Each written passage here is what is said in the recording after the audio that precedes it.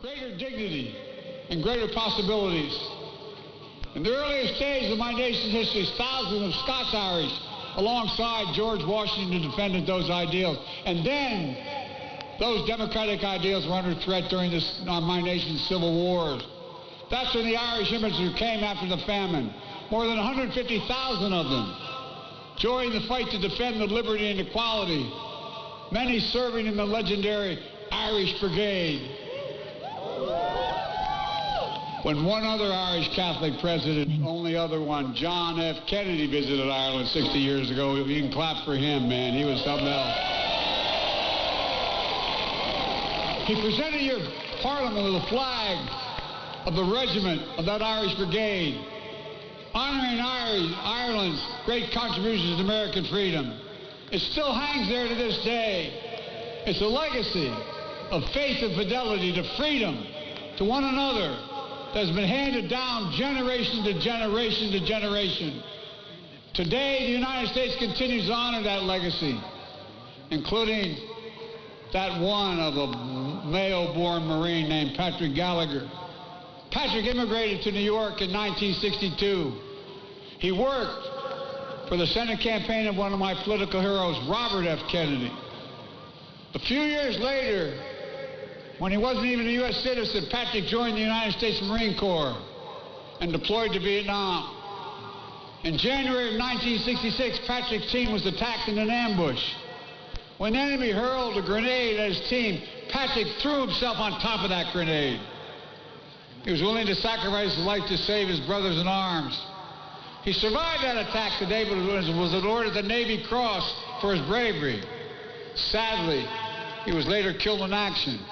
But this year, his name will be honored in iron as the United States launches a new Navy destroyer, the USS Patrick Gallagher from Mayo. You know, I've often said that we Irish are the only people who are actually nostalgic about the future. We always believe in a better tomorrow. It's because no matter what, we've always carried hope in our hearts. It's hope that lifted the way through the darkness and lighted it for us. Our strength has helped us overcome everyday hardships. And above all, our courage has allowed us to march forward in faith, even in the face of sorrow and setbacks. As you know all too well, this is not just the story of our past, but our present and our future as well. Earlier this week marked 25 years since the signing of the Good Friday Agreement. 25 years of peace and progress, not just for the people of Northern Ireland, but the people all across the island. It's a reminder of the importance of peace and what you can accomplish when we work together in common cause. Ladies and gentlemen, our world today stands at an inflection point where the decisions we make today are going to affect our futures for decades to come. And it's in these moments where we need hope and courage more than ever. We're facing enormous challenges around the world, challenges that are too great for any one country to solve alone. Together we must take on these challenges of disease, food insecurity, which continue to devastate communities around the world, just as they did in Ireland generations ago. And I'm so proud to say that Ireland has not forgotten. You've stepped up as a leader to fight global hunger around the world today. We must tackle the climate crisis that has devastating impacts to preserve our planet for generations to come. As I said to the Parliament, Ireland's famous 40 shades of green now include green energy, green agriculture, and green jobs. And with Russia's brutal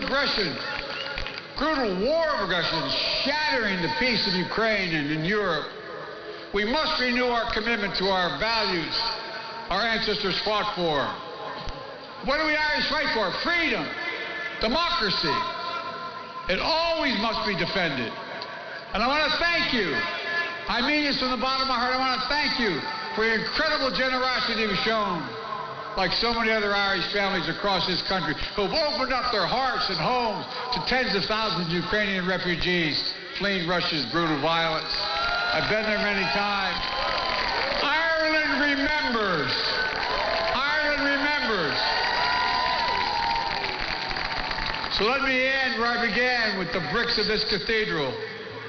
Nearly 200 years ago, the bricks touched by my great-great-great-grandfather, and his hands still hold up this soaring nave and hold it aloft.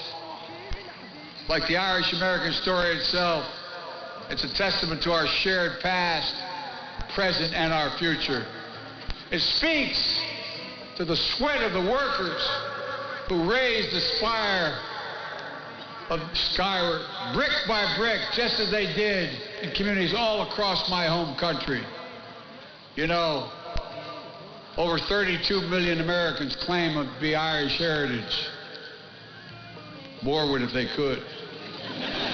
And I imagine all the hope and hard work embodied in those Irish hearts inspired another one of my great-great-grandfathers, Edward Francis Blewett's poems. This one was from 1925, toward the end of his life. He called it The Workers. It goes like this. The march of progress cannot cease while hearts and minds and ardent souls are bound in faith to sublime things. My friends, people of Mayo, this is a moment to recommit our hearts, our minds, our ardent souls to the march of progress, to lay the foundations brick by brick by brick for a better future for our kids and our grandkids. One of greater liberty, opportunity, and dignity, just like our ancestors did for us.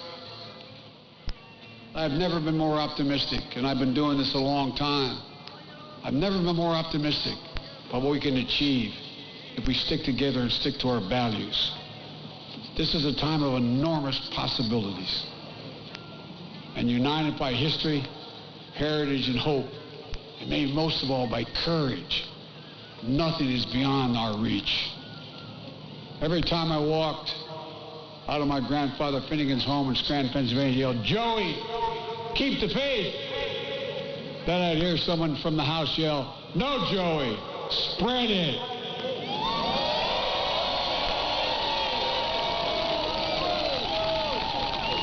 May God protect all those who serve the cause of peace. And oh, one more thing. Mayo for Sam! Mayo for Sam! Thank you, thank you, thank you.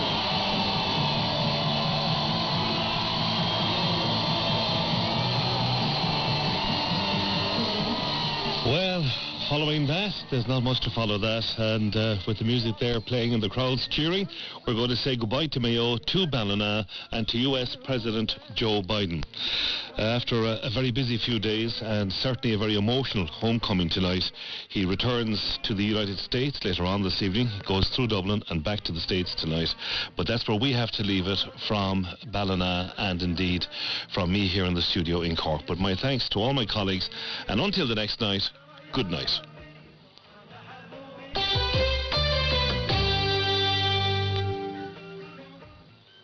Here, leave it true. Excuse me, what? Pay more? That's a load of waffle, that is. Why are you talking like that? They'll be getting a pizza, my mind, I can tell you. Bunch of prawns. Are you all right? I will be. At Tesco Mobile, our prices are as frozen as our peas, so you won't get any fishy surprises mid-contract. This is Supermarket Mobile. Tesco Mobile. Every little helps. Applies to new bill pay customers that sign up before the 1st of September 2023. T's and C's apply. Barber, starring Aidan Gillen. Rumour has it you're a private detective now. Critics say it's a noir with real heart. Never able to play by the rules, will you, Barber? 4 stars. We all have our secrets, Barber. These aren't secrets, they're crimes. Barber, in cinemas now. Rated 15A. When a long week leaves you longing for adventure, Swap your work days for waterways and paddleboard along the tranquil waters of Lough Derg, or go with the flow as you cruise along the Shannon. For more short break ideas, visit discoverireland.ie. Book early for the best value and keep discovering. Sunday with Miriam from 10 a.m. on RTE Radio 1. Following President Biden's memorable visit this week, I'll be chatting with Brona Hines, one of the pioneering women he name-checked and peacemakers he paid tribute to in Belfast. Also this weekend, making the world a simpler and a better place for those with autism. I'll be chatting with Pete Warmby about how the world isn't built for autistic people and what we should all do about it. And music to lift the soul from Claudia Boyle, Niall O'Sullivan and Conor Linehan as they tour Ireland presenting the operatic greats. That's Sunday with Miriam from 10 on RTE Radio 1. Super Value makes saving money as easy as 1, 2, 3. 1. We match Aldi on the products you love. 2. Great special offers like Super Value Fresh Eye of the Round, save 33%. Doña Paula Estate Malbec, only €10. And 3. Money off vouchers every week on the app. So, follow the 1, 2, 3 and save money at Super Value. Enjoy alcohol responsibly. Dublin 1816. A year with no summer and 2 unsolved murders, the talk of the city. Dublin City Council invites you to take part in the annual One Dublin, One Book campaign by reading The Coroner's Daughter by Andrew Hughes. Borrow a copy from your local library in physical or electronic format. See onedublinonebook.ie for free events during April. RTE, supporting the arts. Supporting artists, supporting us.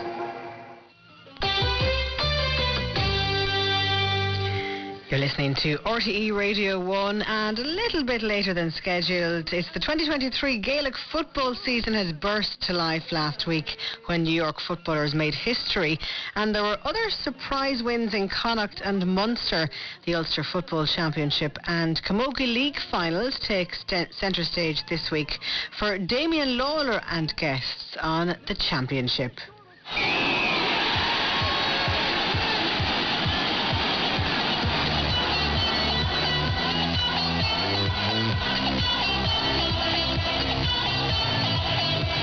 Hello there, the championship is underway and already we've had plenty of, well, not shocks, but some surprises for sure. Mikey Brosnan drives it in, and New York are heading for the Connacht football semi-final. Yeah, I thought there was a lot of disrespect during the week. You know, we finished third in Division 1 on merit. We were completely written off. You'd swear we were a lower level team altogether. So I'm sure our boys were frustrated by that during the week, and I'm glad they put it right for themselves, you know. The shot is punched over the bar by Killian Rowan. Clare are into the Munster football semi-final. If we get as many intriguing results for the rest of the season, we'll be doing quite well. On today's show, we look back at the career of Kevin McKernan, who retired from Down last year. We analyse how his county is picking itself up after its horrid few years, chat about the weekend's big Ulster clashes, and talk in general about the game. New York's Jamie Boyle joins us to look back on a fine and historic win for his side over Leitrim, and looks ahead to the Sligo clash next weekend. And we've plenty of hurling and camogie chat too, with Aoife Sheehan looking at the Joe McDonagh Cup and the very camogie league final between Cork and Galway. That's all on the Championship. Now, delighted to welcome a stalwart of a footballer to the show. Down's Kevin McKernan retired last year, having made his debut in 2007 after being part of an All-Ireland winning minor team 2 years previous. I suppose, Kevin, the highlight of your career will be 2010, but can I ask you first of all, how difficult was it to let it go? Because as long as I know Gaelic football, I know of your storming runs forward and your whole family's been steeped in the game. How hard was it to let that go? Yeah, probably when you grow up and you're the son of an All-Ireland winner, you're already sort of plucked into the reams of making a Down team. And you know, as a child playing for Byrne, I was so lucky to be involved with great coaches and great men.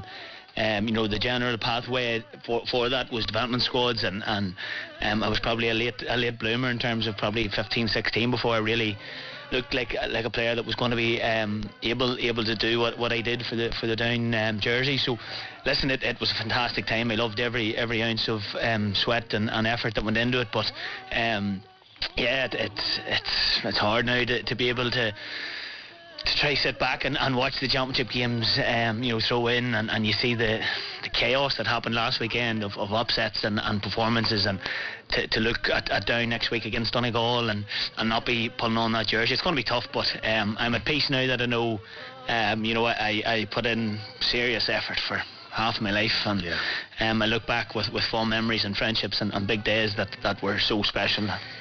A serious effort is probably an understatement, Kevin. I would imagine anytime I saw you just emptied whatever you had. With your dad, Brendan, what sort of a dad was he growing up in terms of the football? Did he leave you at it, or was he a gentle guiding hand the whole way through? No, very much let you be yourself. And do you know what? The biggest learning that gave me was to find a way yourself. He was definitely there as a shoulder to lean on, and would have given subtle advice after games, but he was a very quiet man during games. Definitely would have given you a wee bit of tip here and there post game, but just a great example. Probably for me as a child, being so curious about how did my dad become the man that he did. Club All Irelands were born in the 80s.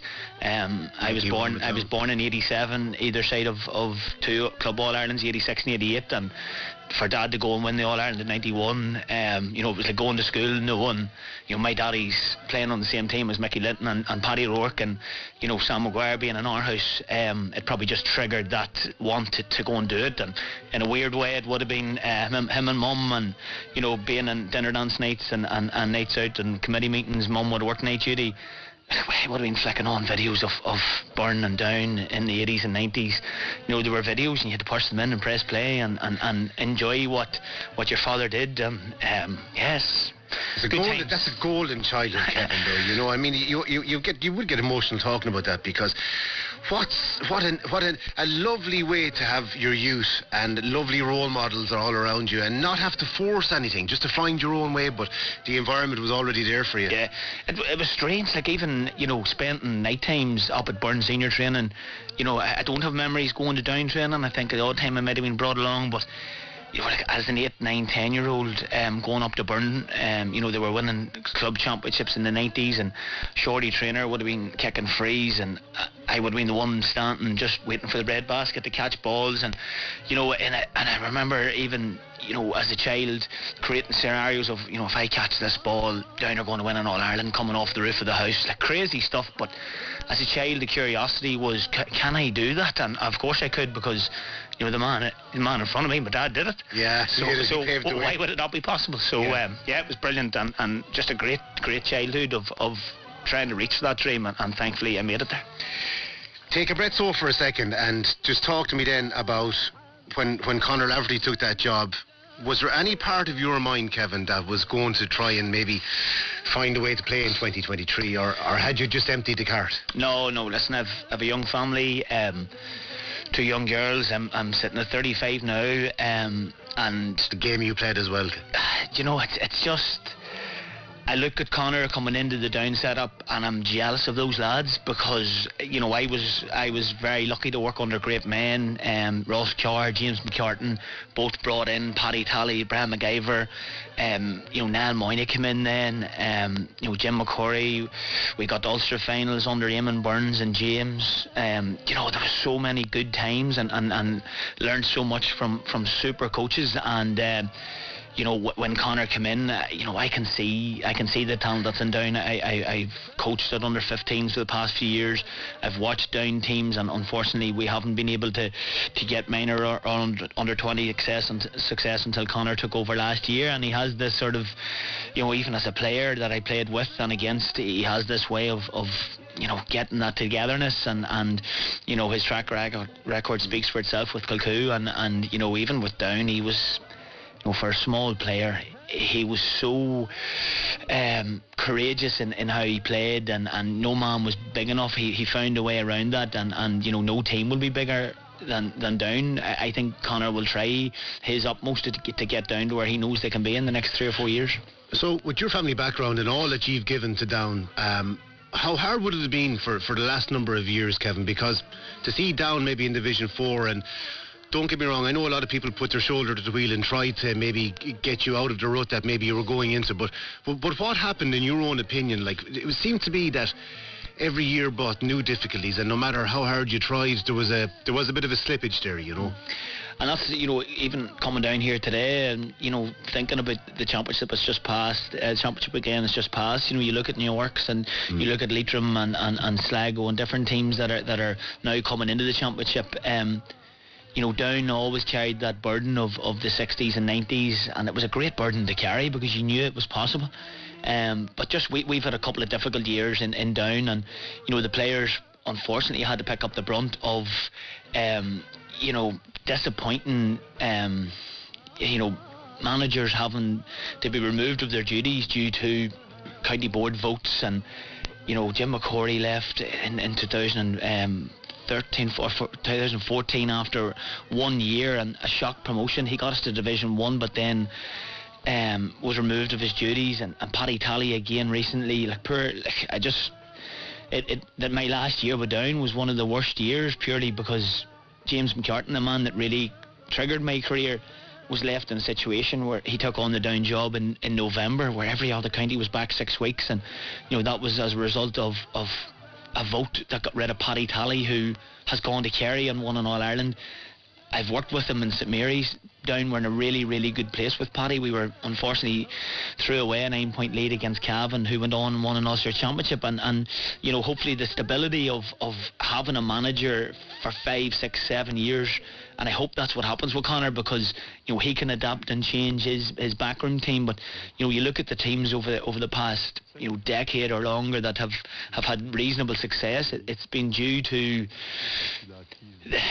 the know-how of a management structure that are given a chance. And, you know, unfortunately for a couple of years with Down, as players, we had to pick up the pieces of difficult situations in management. Do you give them a good chance next weekend against Donegal? Massive opportunity. And I look at that half of the draw, not only Down in Donegal, but I look now at Armagh and Cavan, and, you know, with all the championship scalps that happened at the weekend, I was expecting Antrim to really put it up to Armagh. You know, the huge performances this year in Division 3, on the flick of 2 results, Antrim could have been up, Cavan and Fermanagh and Down could have been in the middle table. It was a strange Division 3, a very competitive one, and I think now looking into the championship weekend in Ulster this weekend and next weekend, I think things are going to take off in Ulster, and you know, it'll be no different to maybe some of the surprises that have happened. Go back to 2010. Does it come into your head much? You know, you beat Kildare in that semi-final, played Cork in the final. That game could have gone anyway, Kevin. And do you think about it much? I do, and you know, when you put in the commitment that I did over the years to know that you got so close, and you know, I look at every team that going into the championship now at the minute, there's always that possibility of a run, and the luck of the draw can be a huge thing. And I remember that year, big teams taking each other out, and all of a sudden, you know, we were sitting with a run in the qualifiers and looking into Kerry, and no one gave us a chance. Paul Galvin and Tomas O'Shea were suspended. Things were starting to look, you know what, this could be on, and a Down team that just cut loose. And I always remember James talking about, you know, a Down man running onto Crow Park, and just hypnotised you into belief. And I know that day that when things, Mark Poland kicked an early goal, the place erupted. I don't even think Kerry people had taken their seats, because, you know, they just got in ready for a game, and they were put into chaos. And that Down that day, it was just that run, just what dreams are made of, you know. It's a tough game. It's a really tough game. It's an exciting game when teams really have to go for it, which is usually the last 10 or 15 minutes of a match.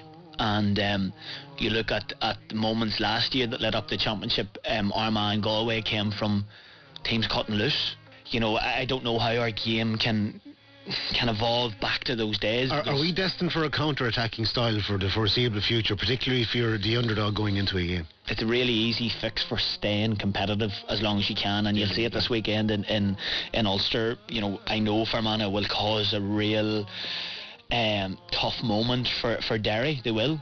Talk to me about that game, because that's not going to be any walkover of any stretch of the imagination. What are Fermanagh going to do to Derry? Because they're going to keep it compact anyway, I would imagine. Yeah, and you know, all the noises coming out of Fermanagh, you know, was around their promotion in Division 3, and nobody giving them a chance of that. And, you know, when you look at Division 3 of Cavan, the Tailteann Cup winners, Westmeath, the runners-up, a Down team that had a really good McKenna Cup, and Connor Offaly, who were bubbling around mid-table and pushing hard, and unfortunately, such tragic circumstances that happened in their season, and all of a sudden Fermanagh come out on top of that division. So you're talking about a team that's building nicely. You've seen Derry build from Division 4 to 3 to 2. They had a wee bit of a rut in 2 and didn't get up straight away, but that Fermanagh team will be licking their lips into Brewster Park. I've gone there myself, and you always played against Fermanagh with St Mary's in the McKenna Cup, with Down in the National League and in the Championship going.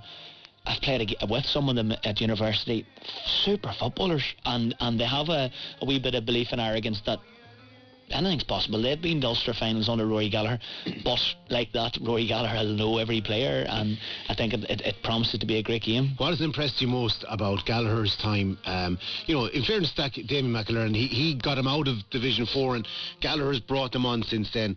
What has impressed you most about that evolution? Their willingness to go to places that they know causes teams discomfort, which is patience, defence, breakneck pace and super hands. They've created goal chances this year from clusters of men, but the movement and how they've done that, and I think with Rory, he has that way of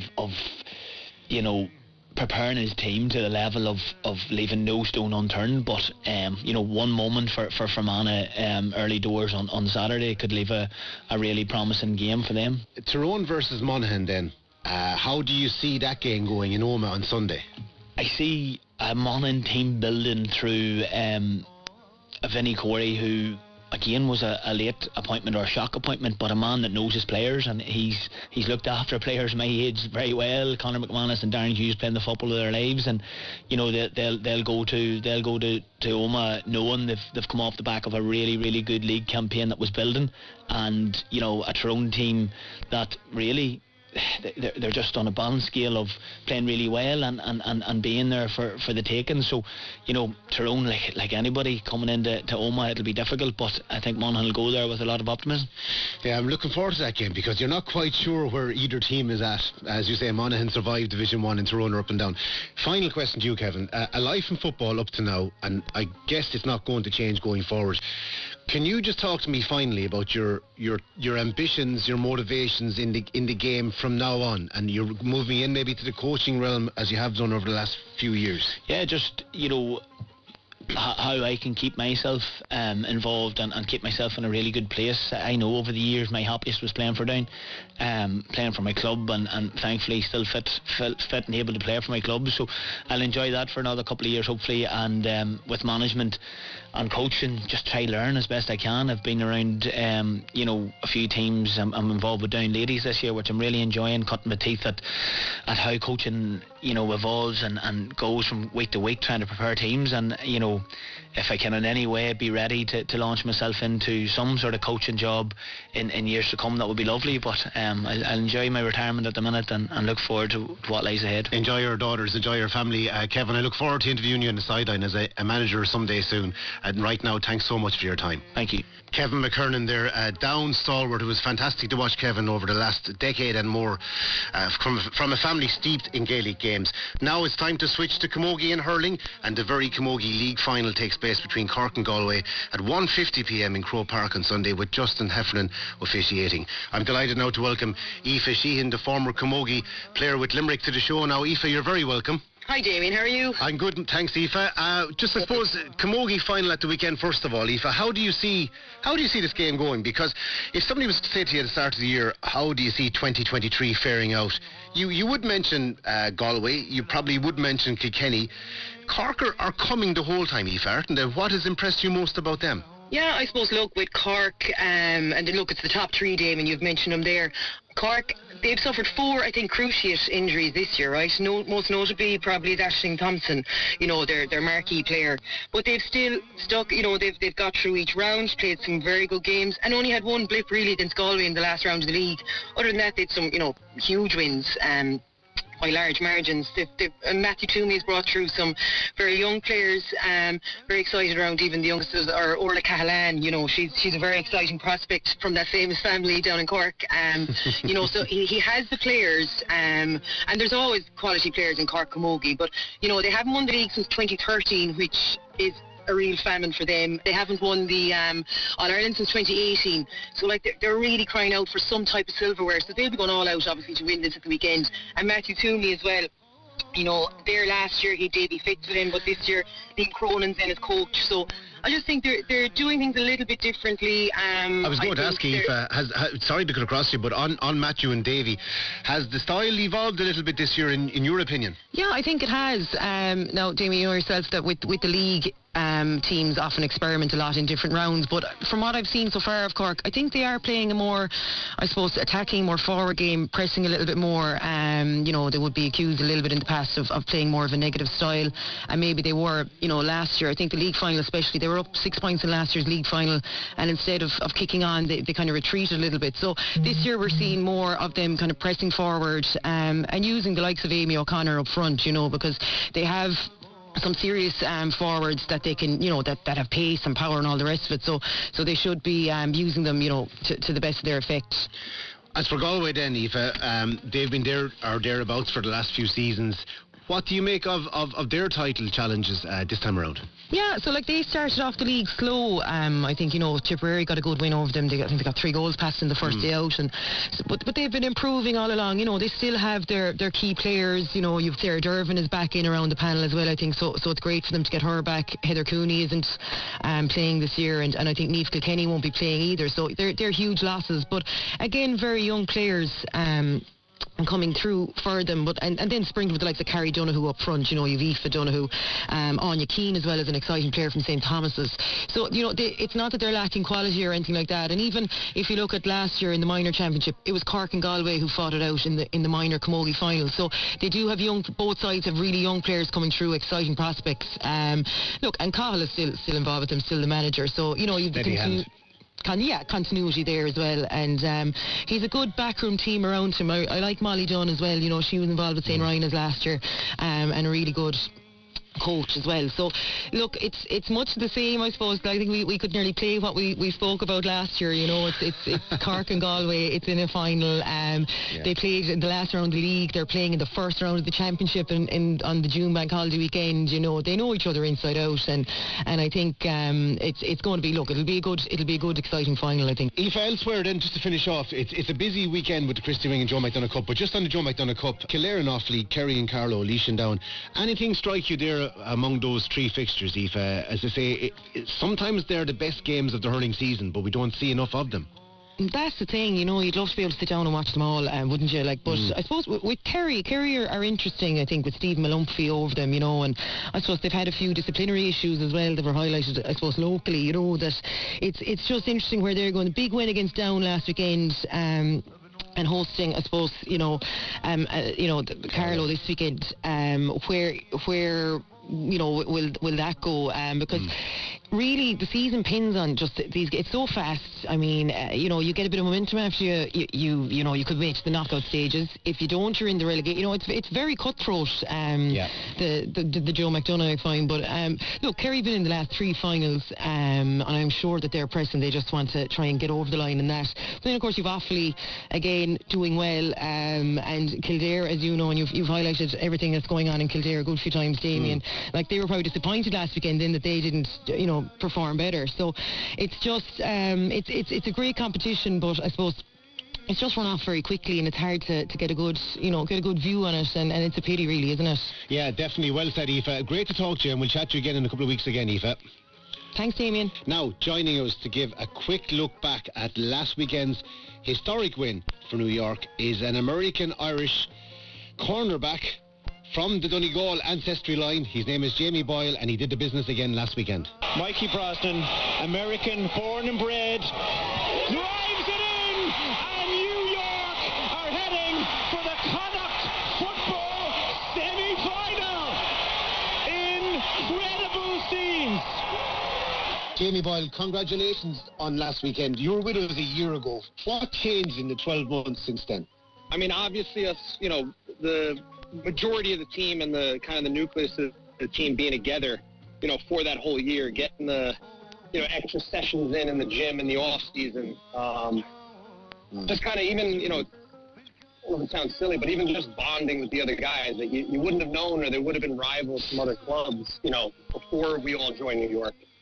Having team nights out just in the off season, and again, developing the bond. And, the biggest thing though, just buying into, Johnny McGeeney's and the management's vision. I would say those are the biggest things. And then obviously the additions that we got this year with Gavin O'Brien, Rob Wharton, Owen Curran, Bill Maher. It was just it felt like the positions we needed a little bit of a boost or help at, and they stepped in, and it was like they had been with us for 2 years also. So all of those things combined just I think helped out.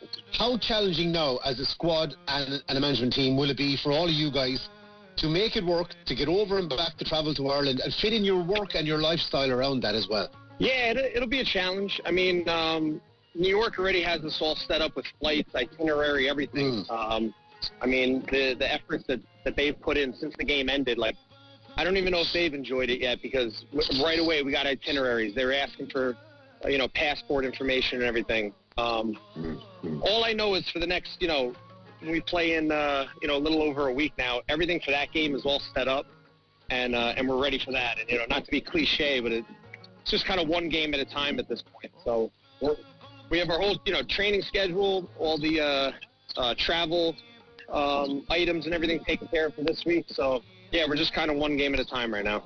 Do you guys think that you'll be able to go back up to the intensity again required for such a huge game? I think for us, especially with the Leitrim game, it was, everything was, I thought it was more in our favor, because to us we have a one-game season, everything is, how do you not get up for that? That's the only thing on our calendar. So, yeah, while maybe, I know we went down a few points early against Leitrim, maybe we needed a few minutes to get shaken up and just get into the flow of a faster-moving game. We had training last night, and the intensity was back up to, pretty much the last week or two going into the Leitrim game. So, I don't think that's any issue at all. We know how good Sligo is, obviously, playing them last year. We have nothing but, the utmost respect for them, and we know they're going to be fast, and I think we'll be fine. You're a project manager. You're very, very busy there. I know. I think you've been busy all your life, Jamie. But is it just a case of employers are very understanding, and you guys can get the annual leave, get over and play for your county? Yeah, it's funny. I work for my owner's Italian. So over the years, as I've told him, I won't be in Monday or Tuesday, especially after the championship. And he's kind of like, what is this kid playing? And it was funny, over the weekend, I think he saw a post or something, either on Instagram or Facebook, and he had our social media team share it on our page and stuff, and then he was messaging me congrats, and then I had originally taken off Monday, and I messaged him Monday night just saying listen, the celebrations are continuing. I may need another night. And he was like, don't worry about it. Take it off. So, it's so understanding. It's been amazing. I was talking to him this morning, and he was like, yeah, I read online that, the next game's next weekend. He's like, do you know what days you're going to need off? And I started laughing. I was like, I was going to go in and talk to you today about it, but probably Wednesday to Tuesday. Do you think that the win over Leitrim has changed people's perceptions of New York, Jamie? And by that I mean, traditionally counties have gone over there to fundraise to help themselves, but maybe now people are starting to see the bigger picture emerging. Yeah, I would hope so. To us, I think, it's always been, and all the supporters over here, it was a matter of when.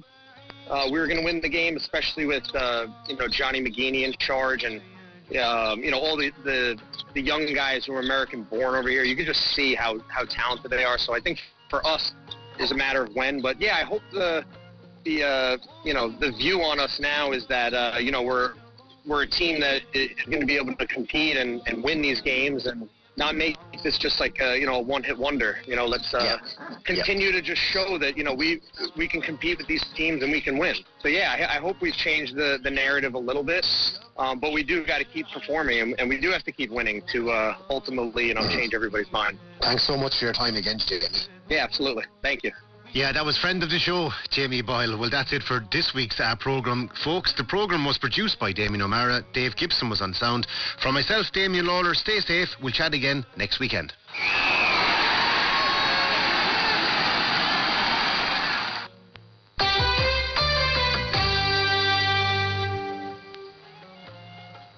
it's from your dad. Throw a few odd quid under the mattress. Your next door neighbour. You should totally remortgage the house and get one too. Or your 6-year-old. How should I know? I spend all my money. It's always better to trust a professional when it comes to financial advice. Financialbroker.ie is the go-to for professional advice on pensions, investments and everything in between. Find your local broker or use our budget calculator at financialbroker.ie. Barber, starring Aidan Gillen. Rumour has it you're a private detective now. Critics say it's a noir with real heart. Never able to play by the rules, were you, Barber? 4 stars. We all have our secrets, Barber. These aren't secrets, they're crimes. Barber, in cinemas now. Rated 15A.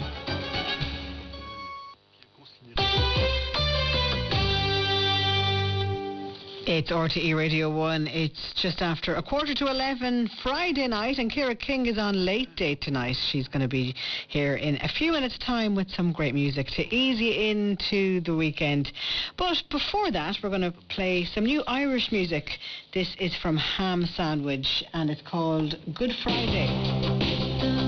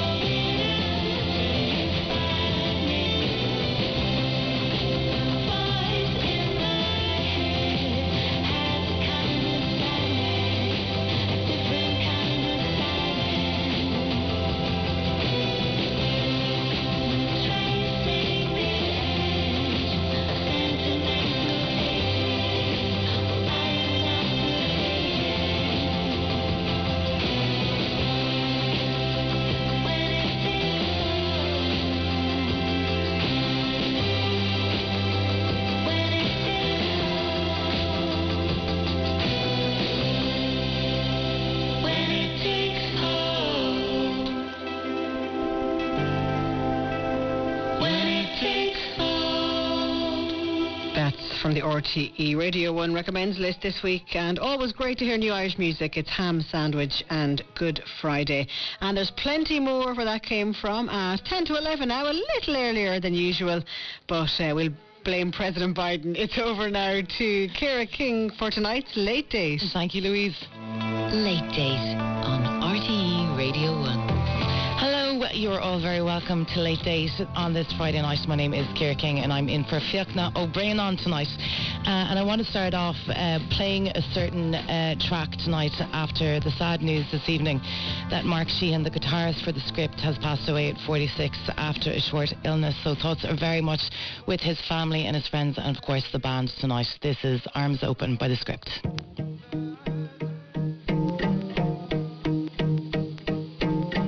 I can't unfeel your pain, I can't undo what's done, I can't send back the rain, but if I could, I would. My love, my arms are open.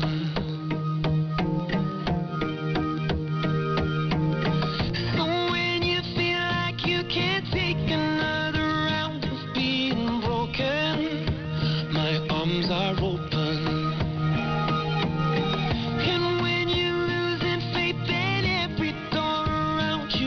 On closing, my arms are open.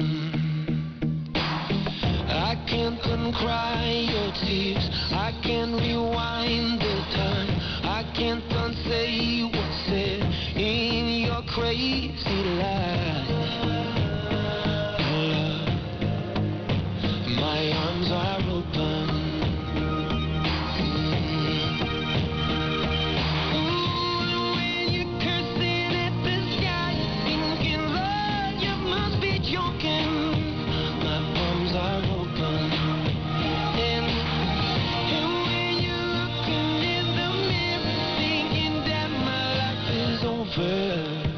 My arms are open.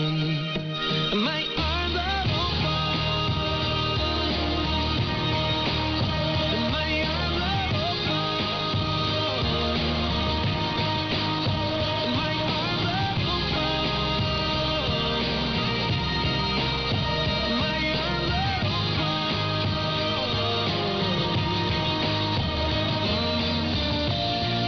So let me do to you what you always done for me.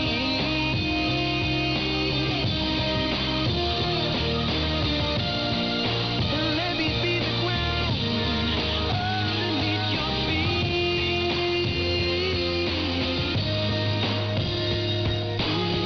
I can't unfeel your pain, I can't undo what's done, I can't send back the rain, but if I could, I would. My love, my arms are open, arms are open. So when you feel like you can't take another round of being broken, my arms are open. Oh, and when you lose your faith and every door around you keeps on closing, my arms are open. My arms are open. My arms are open.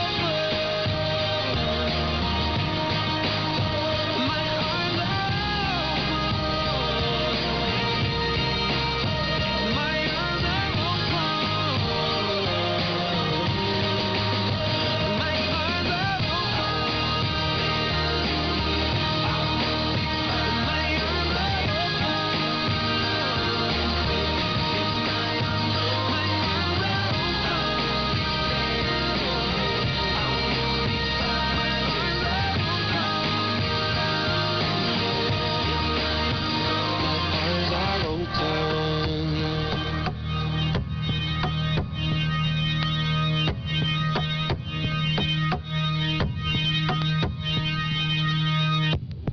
The Script, Arms Open. You're listening to Late Date. We're on a bit earlier tonight, as Louise said, and that is all down, of course, to President Joe Biden, who gave an incredible speech on the banks of the River Moy in Mayo this evening. I'd say the atmosphere down there is absolutely incredible.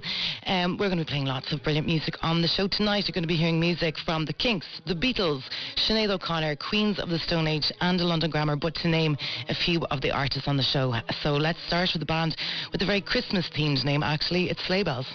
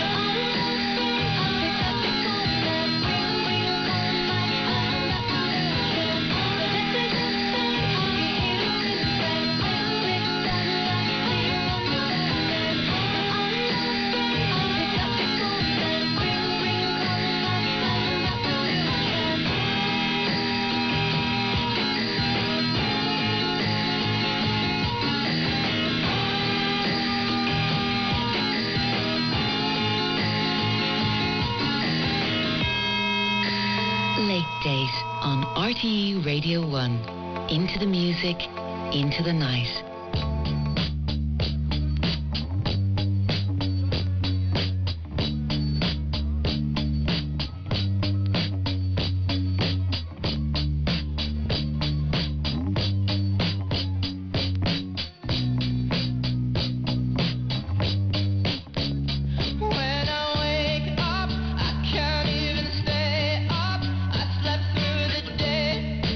I'm not getting younger, but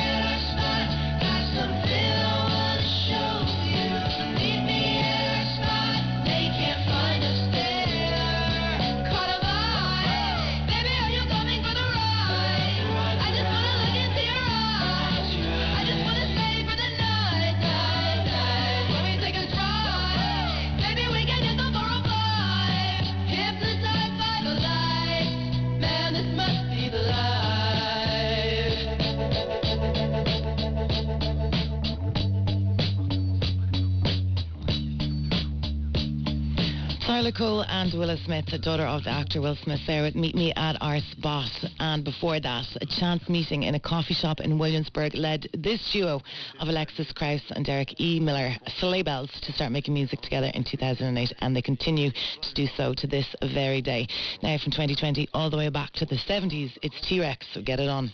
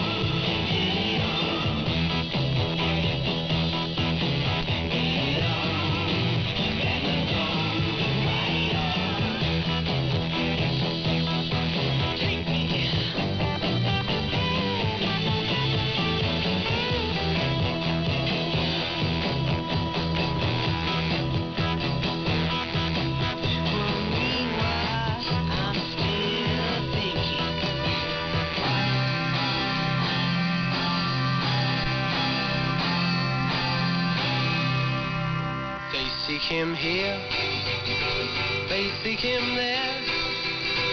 His clothes are loud, but never square. It will make or break him, so he's got to buy the best, 'cause he's a dedicated follower of fashion. And when he does his little round the boutiques of London town, eagerly pursuing all the latest fashion trends, 'cause he's a dedicated follower of fashion. Oh yes he is, oh yes he is, oh yes he is, oh yes he is.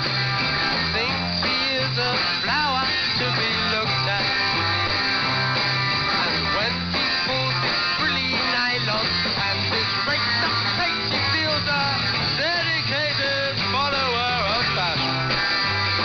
Oh yes he is, oh yes he is, oh yes he is, oh yes he is. There's one thing that he loves, and that is flattery. One week he's in polka dots, the next week he's in stripes, but he's a dedicated follower of fashion. They seek him here, they seek him there, in Regent Street and Leicester Square. Everywhere the Carnation army marches on, each one a dedicated follower of fashion. Oh yes he is, oh yes he is, oh yes he is, oh yes he is. His world is built round discotheques and parties. His pleasure-seeking individual always looks the best, 'cause he's a dedicated follower of fashion. Oh yes he is, oh yes he is, oh yes he is, oh yes he is. He flits from shop to shop just like a butterfly. In matters of the cloth he is as equal as can be, 'cause he's a dedicated follower of fashion. He's a dedicated follower of fashion. He's a dedicated follower of fashion. Love that. From their 1965 album, The Kinks Controversy, the Kinks were dedicated follower of fashion. And before that, Elton John once described Mark Bolan from T-Rex as a perfect pop star, because according to Elton John, his songs are great, his records rocked, he had attitude, he had performing skills, he looked fabulous, and he dressed the part. So there you go. Now, as I mentioned last night on Late Date, I love covers of famous artist tracks, and a song that has been covered many, many times is Whiter Shade of Pale. This is Annie Lennox taking it.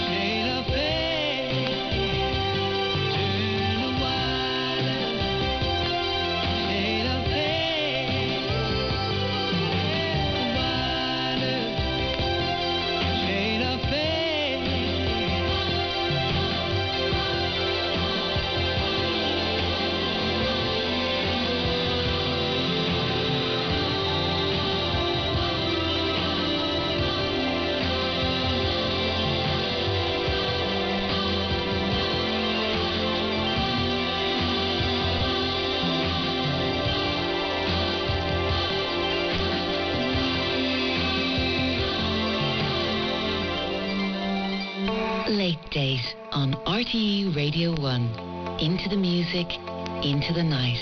If you haven't got problems, I feel bad for your son. I got 99 problems and a bitch ain't one.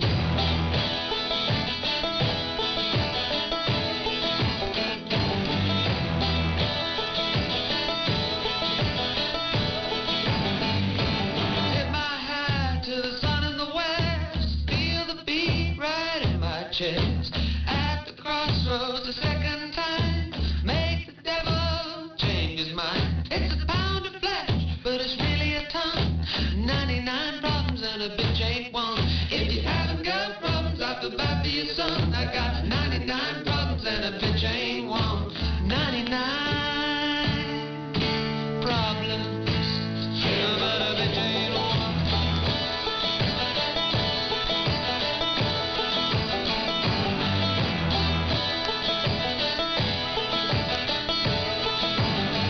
Like broken glass under my feet, I can lose my mind in the sea. Looking for the prize, but I don't want blood. All I want drink, then I drink the flood. Well, you can come inside, but your friends can't come. 99 problems and a bitch ain't one. If you haven't got problems, I feel bad for your son. 99 problems and a bitch ain't one. I got 99.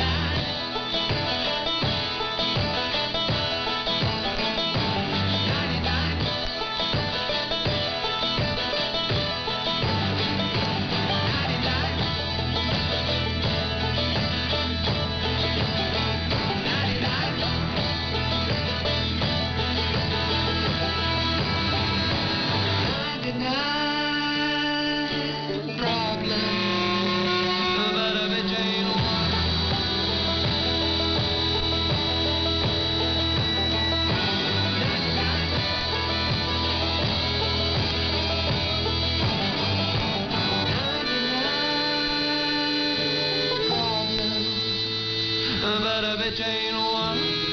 The Thai-American actor and singer-songwriter Hugo there recorded that bluegrass version of the American rapper Jay-Z's 99 Problems. He's signed to his record label Rock Nation, and he's been described a little bit as gangster rock, and he has direct links to Thai royalty as well, so there you go. And before that, Annie Lennox with her version of Whiter Shade of Pale. Willie Nelson also does a version of it that will give you goosebumps. As I said, there's so many artists out there that have done such incredible versions of that song. And we'll be back just after this.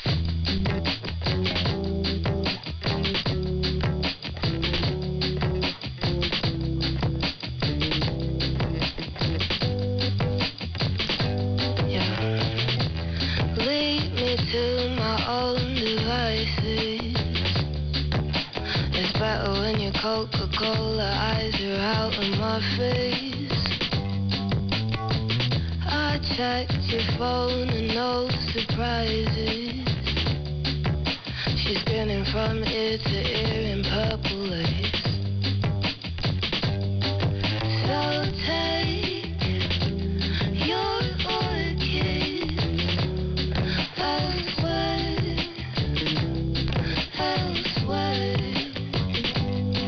I loved you to death, and now I don't really care, 'cause you're running around over there. Yeah, you're running around over there. And now I don't really care, 'cause you're running around over there. And now I don't really care, 'cause you're running around over there. I'll miss your t-shirt in the rain, the one that makes you look like Jared Way, eating grapes in the back of the party, throwing hands 'cause you drank your Bacardi. I know it's kinda dumb, but I miss the way you dressed all punk, with the black and the studs and the ripped up gloves. Bet you loved your tough guy front. So take your orchids elsewhere, elsewhere. I loved you to death, and now I don't really care, 'cause you're running around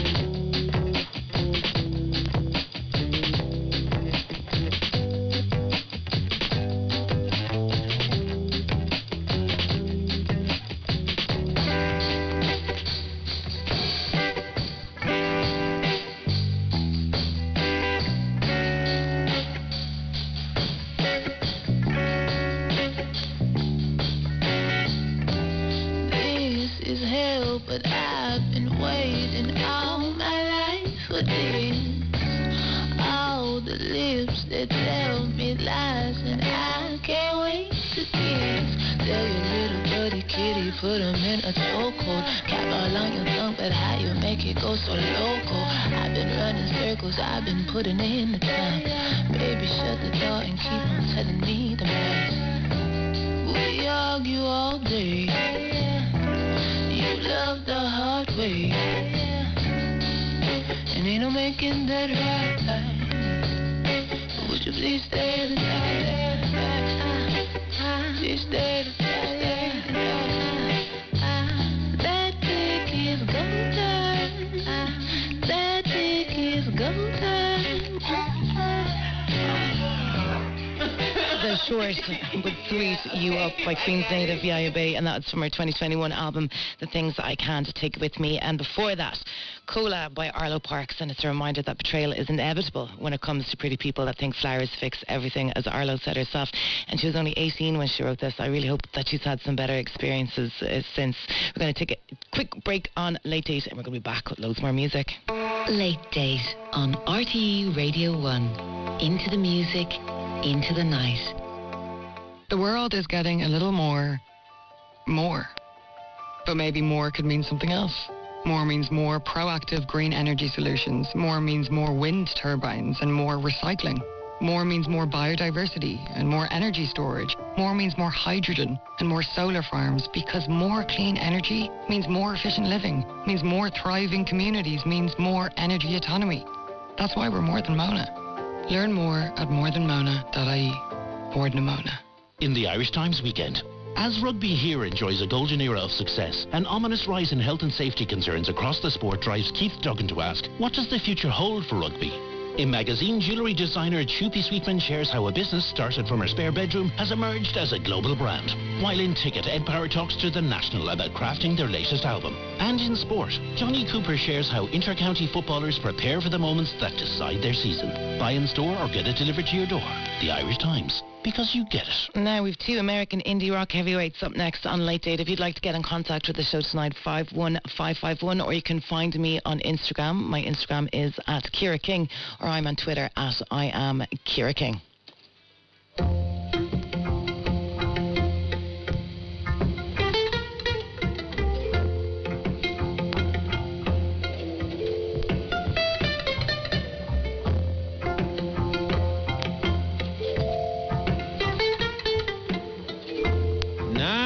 Falling, but you're not alone. No, you're not alone. Take courage that you're not alone. No, you're not alone. When your words begin to crumble like the sidewalks all around this crummy neighborhood, the chalky cliffs of Dover, I'd come over, I'd start over if I could.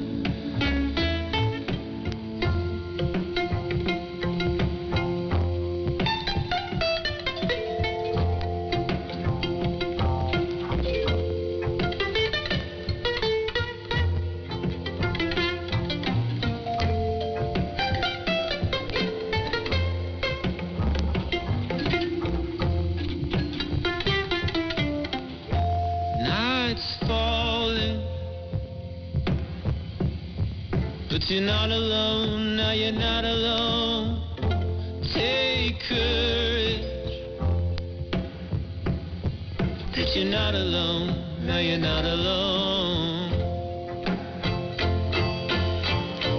Young swallow, far from home.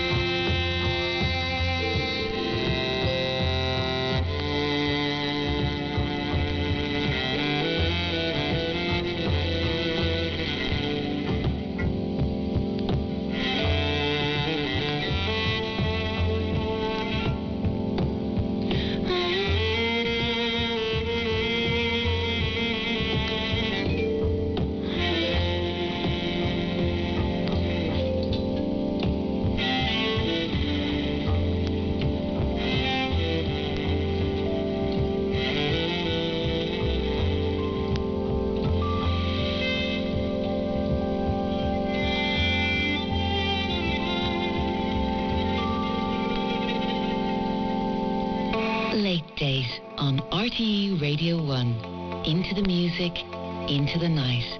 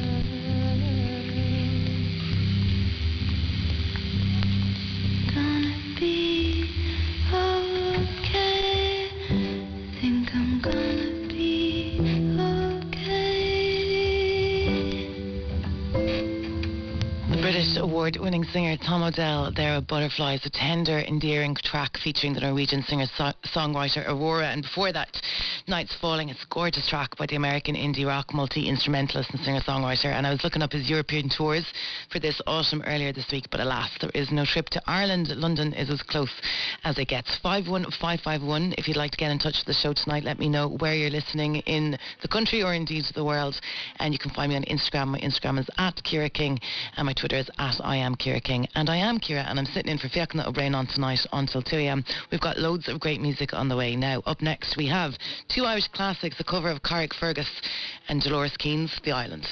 I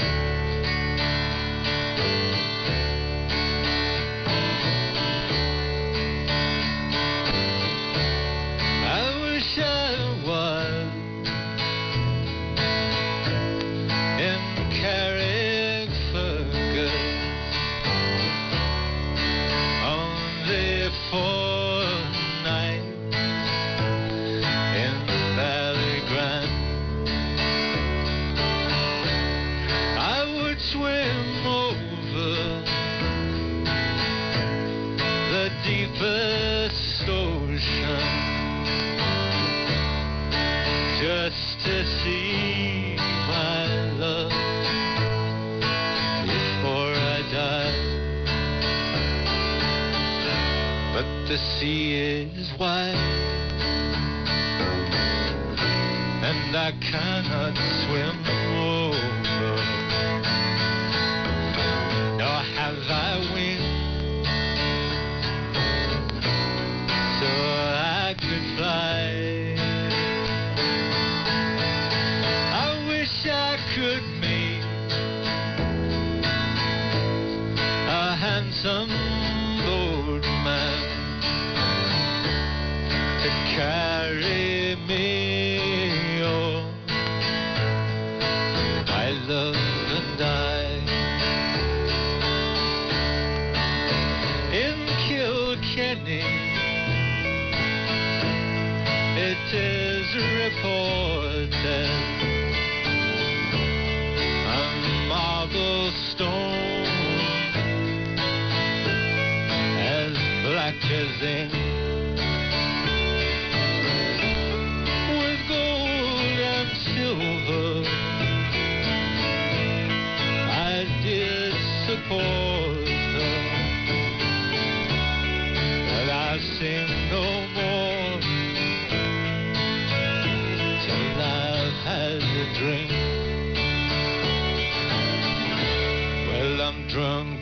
day, and I'm seldom sober. A handsome rover from town to town. But I'm sick now. My days are numbered.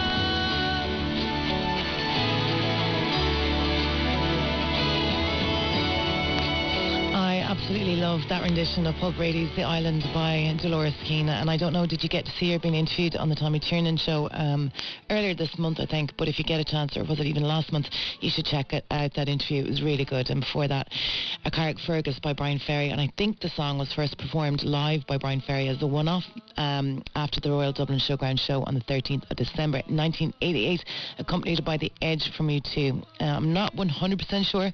51551. I'm open to be corrected on that. And speaking of the island, I'm looking now at the live feed in the studio right now at Ireland West Airport in Knock, and the President of America, Joe Biden, is getting ready to leave the country, leave the island, after what can only be described as a very successful trip to Ireland. And now Mayo have to win the Sam Maguire after the President of America said Mayo for Sam at the end of his speech earlier on. But no, it was a really good trip.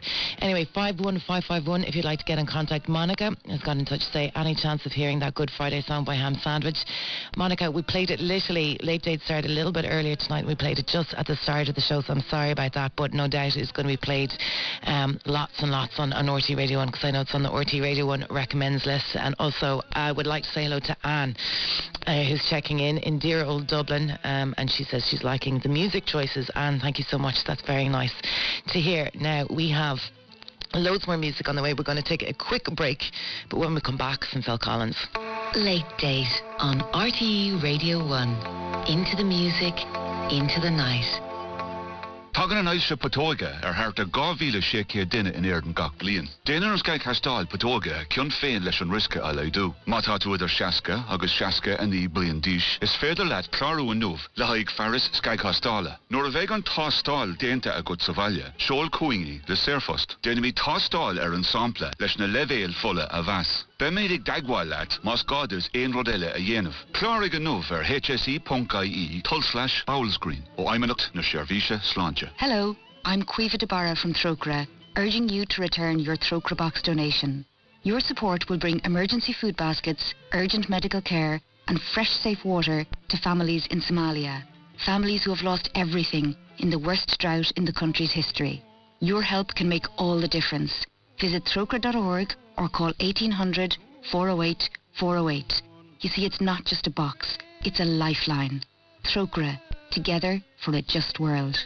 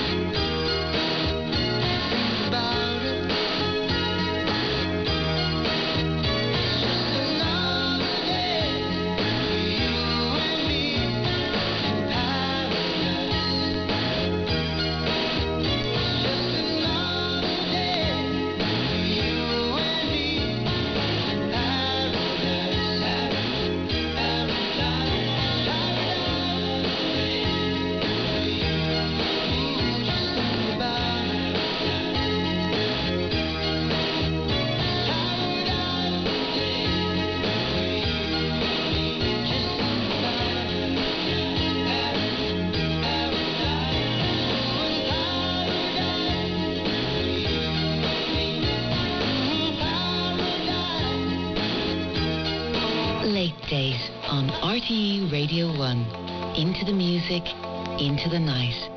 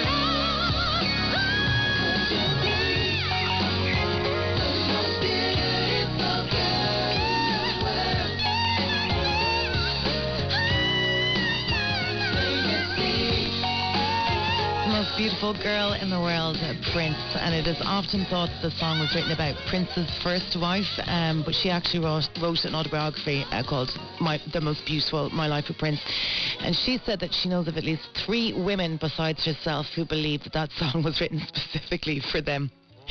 I wonder who it was written for. And before that, the brilliant Phil Collins with Another Day in Paradise. I was lucky enough to see him in the Aviva, I think it was, a few years back. I think Blondie was supporting him. So that was a double whammy. In fairness, I just love it when the beat kind of kicks into that song. Now, very quickly before we head up to news on Late Date in this hour, let's play a Natalie Merchant track. This is Big Girls.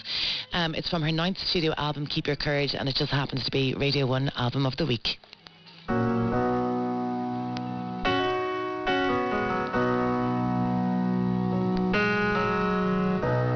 Always thought the game came easy.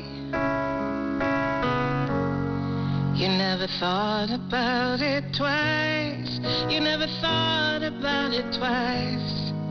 Your luck was never leaving,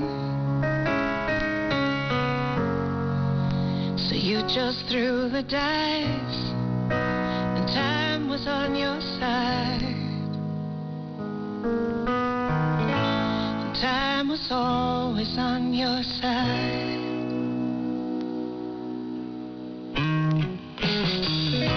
But times got tough and life got even.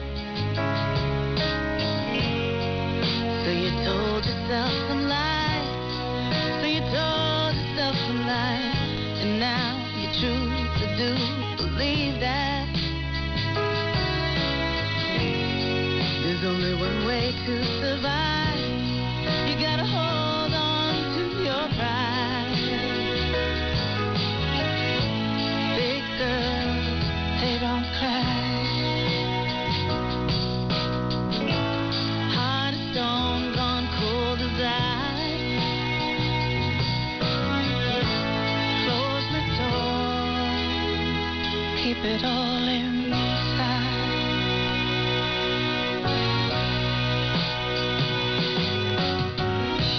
You trusted love, but love's deceiving.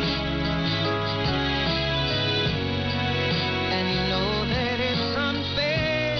You don't love it, so unfair. But it hurts the worst, believe me. When you show them that you care, so never show them that you care. Big girls, they don't cry. Heart of stone, gone cold as ice. Close the door, keep it all inside. Know when to hide, know when to fight. Tell the lies, know how to survive.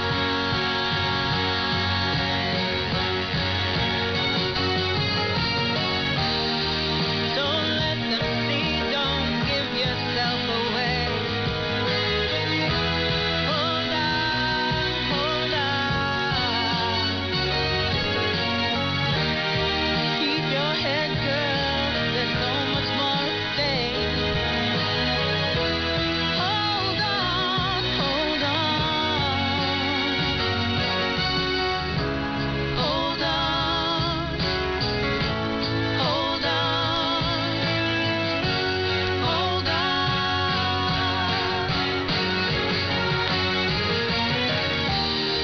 So you took a hit and the ship is going down. Hold on, hold on. That is not Natalie Merchant with Big Girls from her album Keep Your Courage, and that is featuring Abina Kumsum Davis as well, and it is Radio 1 Album of the Week, so make sure to check it out now. It is time to head over to Mark Bow for the Sea Area News and Weather Forecast. Thanks, Ciara. Well, we have a nice ridge of high pressure over us now, so tonight it'll be calm, dry with plenty of clear skies. It will be cold though. Temperatures getting down to around -1 to 3 degrees, so a touch of frost couldn't be ruled out. Saturday morning will start out dry with some good sunny spells, but waiting out in the Atlantic is a warm front that'll move over during the afternoon. So counties along the Atlantic coast will see cloud increase with outbreaks of rain and drizzle from later in the morning. Staying mainly dry elsewhere with highs of 9 to 13 degrees. Later Saturday evening the rain will spread a little further east with plenty of cloud following in behind. Not as cold overnight on Saturday though, with lows around 6 to 10 degrees. Sunday will start rather cloudy and dull with patchy light rain, but later in the day cloud will break with some sunny spells developing as the rain begins to clear away. Mild with highs of 14 to 17 degrees, and staying cloudy Sunday night with that southerly breeze bringing plenty of mild air over the country. Or overnight lows will drop around 8 to 10 degrees. Now the sea area forecast. I'll start by letting you know we have a small craft warning in operation, and the meteorological situation at 2100 hours. High pressure of 1027 hectopascals centred west of Iberia extends a ridge over Ireland. A front approaches from the west later, and the forecast for Irish coastal waters From Mizzen Head to Sline Head to Fair Head. Variable force 3 or less, soon becoming southerly force 5 or 6. The weather is fair, soon becoming cloudy with outbreaks of rain and drizzle. And the visibility decreasing moderate or poor at times. And the forecast for Irish coastal waters from Fair Head to Carnsoe Point to Mizzen Head and for the Irish Sea. Northwest force 3 or 4, soon easing variable force 3 or less. Later increasing southerly force 3 or 4. The weather's fair but becoming cloudy later, and the visibility is good. And an outlook for a further 24 hours. Fresh to strong southerly winds, easing moderate in the east Sunday afternoon, and the weather is cloudy with occasional rain. And finally, the coastal reports from 11 p.m. this evening. Malin Head, west to northwest, 6 knots, fair, 24 miles, 1,011, rising. Boy M5. West to northwest, 16 knots. The visibility at Tusker Lighthouse is greater than 10 miles, 1,013, rising. Roaches Point, northwest, 8 knots, fair, 26 miles, 1,014, rising. Valentia, northeast, 2 knots, fair, 15 miles, 1,015, rising. Belmullet, northwest, 6 knots, fair, 9 miles, 1,013, rising. And finally, Dublin Airport, west to northwest, 6 knots, fine, 16 miles, 1,012, rising. That's it for me for now. Have a great night, everyone.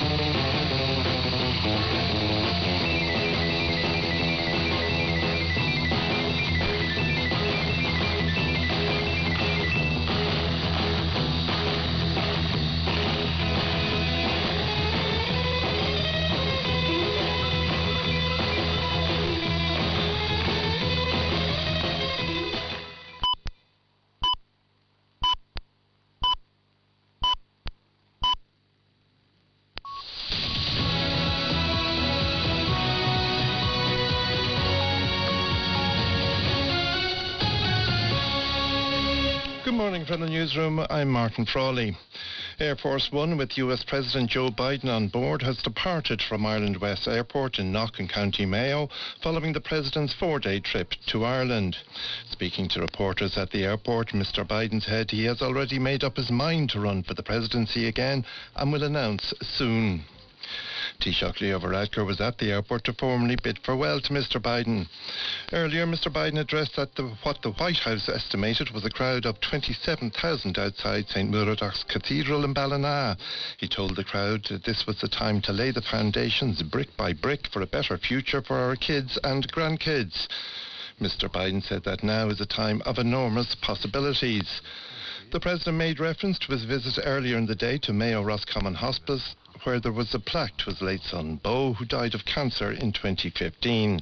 Earlier at the Marion Shrine in Knock, Mr Biden had an emotional chance meeting with former US Army chaplain Father Frank O'Grady, who performed the last rites on Bo Biden. Father O'Grady told RTÉ News that he had not seen Mr Biden since that time. Himself and his son, Hunter, I'm also his sister. We had a nice chat for about 10 minutes. He gave me a big hug, and Hunter gave me a big hug. And we talked a little bit about grief, about the fact that years can dissipate some grief, but there's some griefs that take years and years to get over. And I think he's handling it okay. He was emotional today, and I told him, you know, that he was a person of great faith, and he said his faith sustains him. Introducing Mr. Biden in Ballina, Taoiseach Leo Varadkar thanked Mr. Biden for what he said was his lifelong commitment to peace on the island of Ireland and efforts to build a better future here, in America and the world. Mr. Varadkar said Mayo is home to American companies that provide good jobs for so many and a new technological university which provides the greatest passport of all, an education. The first meeting of the Citizens' Assembly on drug use is getting underway in Malahide in Dublin this morning. The Assembly has been established to consider the legislative policy and operational changes Ireland could make to significantly reduce the harmful impacts of illicit drugs on society. Our Social Affairs correspondent, Alva Keneally. In February, the government announced the establishment of a Citizens' Assembly on drugs use. 100 people, including 99 randomly chosen members of the public, led by Chairperson Paul Reid, will examine the issue of drugs use in this country.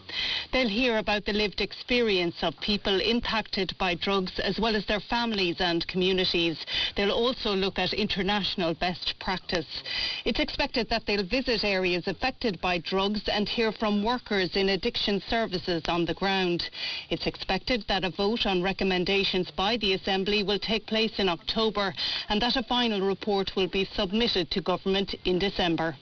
And that's it from the newsroom for now. Next news at 1. Late Date on RTE.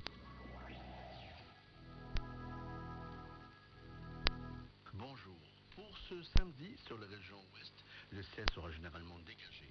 Sur le centre et l'est, le temps sera dégagé à peu nuageux, devenant passagèrement nuageux à partir de la soirée de ce dimanche. Sur la région côtière et intérieure du centre-est, avec quelques pluies. Les vents atteindront parfois les 40 km/h sur les hauts plateaux, les Aurès. Sur les régions sahariennes, de l'extrême sud vers l'Ogartasili, le temps sera voilé à localement nuageux, avec des développements orageux à partir de l'après-midi, pouvant engendrer quelques pluies. Sur les autres régions du sud, le ciel sera généralement dégagé.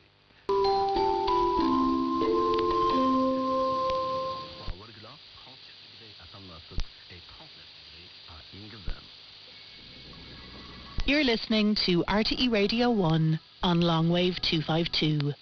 RTE Radio 1 is no longer available on Longwave. But don't worry, there are still lots of ways to listen to RTE Radio 1 and all of your favourite RTE radio services. In Ireland, you can continue to listen on FM, on Sairview and Sairsat, and on your preferred streaming service. In the UK, you can listen on Freesat, channel 750, Sky, channel 0137, and Virgin Media, channel 917, although this may depend on your Virgin Media box. You can also listen on the RTE Radio Player app and on your preferred audio streaming service. Just visit rte.ie/keep listening to see the range of listening options available. You can also phone the RTE Information Service on +353 1208 3434. That's +353 1208 3434. Thank you for listening.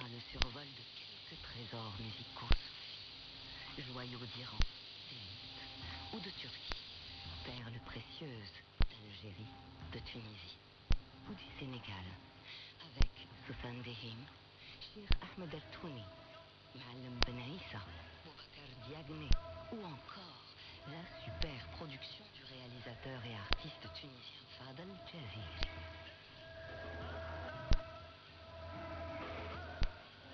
Les contes que nous vous proposons sont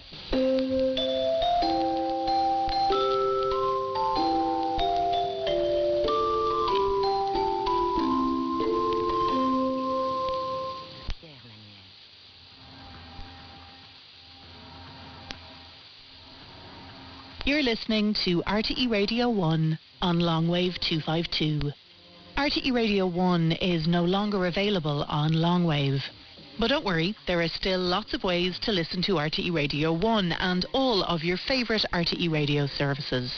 In Ireland, you can continue to listen on FM, on Sairview and Sairsat, and on your preferred streaming service. In the UK, you can listen on Freesat, channel 750, Sky, channel 0137, and Virgin Media, channel 917, although this may depend on your Virgin Media box. You can also listen on the RTE Radio Player app and on your preferred audio streaming service. Just visit rte.ie/keep listening to see the range of listening options available. You can also phone the RTE Information Service on +353 1 208 3434. That's +353 1 208 3434. Thank you for listening.